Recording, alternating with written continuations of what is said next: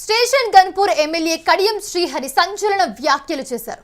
కవితను టార్గెట్ చేశారు. కడియం శ్రీహరి నేను రాజీనామా చేయడానికి కవితే కారణం అంటూ ఆయన మీడియా ముందుకు చెప్తున్నారు. అయితే కల్వకుంట్ల ఫ్యామిలీ తెలంగాణను దోచుకుందని కడియం శ్రీహరి వ్యాఖ్యానించారు.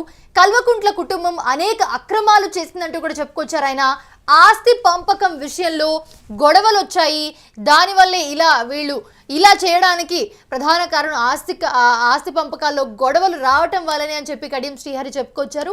ఒకసారి ఏమన్నారో చూద్దాం. అది ఆస్తి పంపకాలకు సంబంధించినది మాత్రమే.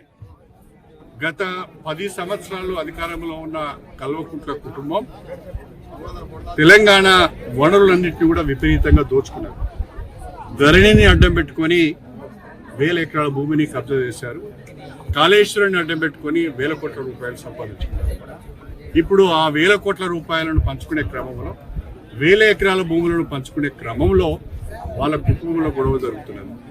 కల్వకుంట్ల కుటుంబం తెలంగాణ పైన పడి దోచుకున్నది. అందుకనే ప్రజలు వాళ్ళని పక్కన పెట్టారు. ఇప్పుడు కల్వకుంట్ల కుటుంబంలో జరుగుతున్న పంచాయతీతోని ప్రజలకు సంబంధం లేదు, తెలంగాణకు సంబంధం లేదు, కాంగ్రెస్ ప్రభుత్వానికి కాంగ్రెస్ పార్టీ కూడా సంబంధం లేదు. అది వాళ్ళ కుటుంబ పంచాయతీ, ఆస్తుల గొడవ మాత్రమే. దీన్ని ప్రజలు గమనించాలని చెప్పి నేను కోరుతున్నా.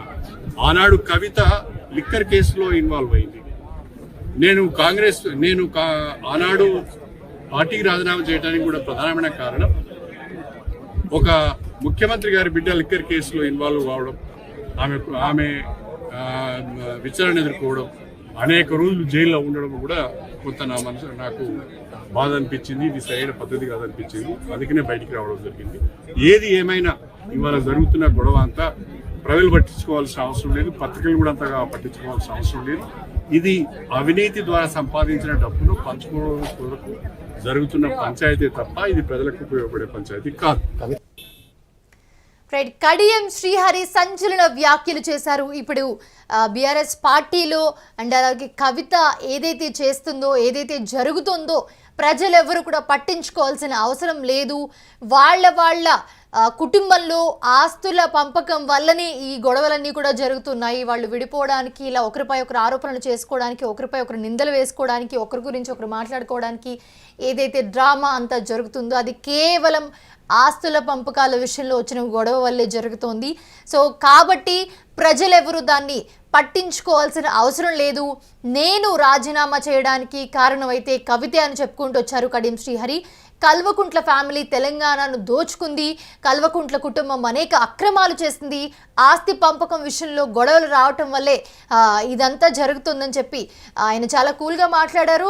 మాట్లాడిన విషయాల్లో పర్టికులర్గా ఈ విషయాలు అయితే ఆయన చెప్పడం జరిగింది. సో ప్రజలందరూ కూడా గమనించి దీన్ని ఫాలో అవుతారని అనుకుంటున్నాను. ఎందుకంటే ఏదైతే చేస్తున్నారో కేవలం ఆస్తుల విషయం వల్లనే చేస్తున్నారు వాళ్ళు, అంతే తప్ప ఇంకేం విషయం లేదు దాంట్లో అని చెప్పుకొచ్చారు ఆయన. సో ఆయన మాట్లాడింది కూడా ఇప్పుడు విన్నాం, ఒకసారి చూద్దాం. అది ఆస్తి పంపకాలకు సంబంధించినది మాత్రమే.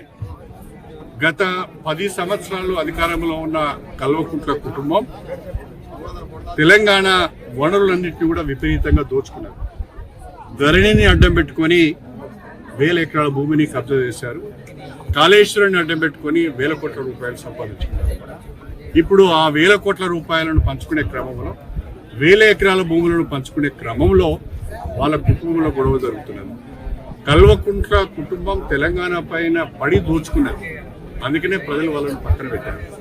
ఇప్పుడు కల్వకుంట్ల కుటుంబంలో జరుగుతున్న పంచాయతీతోని ప్రజలకు సంబంధం లేదు, తెలంగాణకు సంబంధం లేదు, కాంగ్రెస్ ప్రభుత్వానికి కాంగ్రెస్ పార్టీ కూడా సంబంధం లేదు. అది వాళ్ళ కుటుంబ పంచాయతీ, ఆస్తుల గొడవ మాత్రమే.